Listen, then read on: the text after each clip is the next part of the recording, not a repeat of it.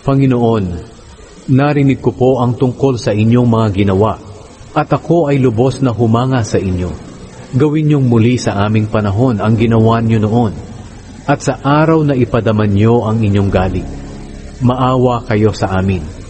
Ikaw ang banal na Diyos na darating mula sa Teman at sa bundok ng Paran, at ang inyong kadakilaan ay makikita sa kalangitan.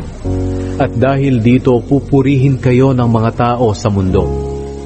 Darating kayong kasing liwanag ng araw. May sinag na lumalabas sa inyong mga kamay, kung saan nakatago ang inyong kapangyarihan. Darating kayong may dalang mga salot. Kapag tumayo kayo, ay nayayanig ang mundo. At kapag tumingin kayo, ay nanginginig sa takot ang mga bansa.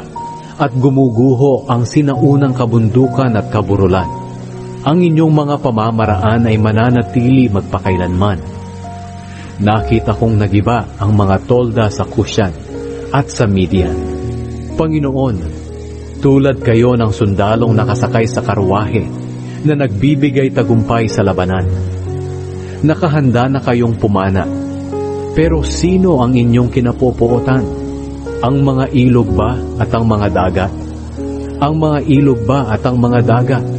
Pinabitak niyo ang lupa at lumabas ang tubig.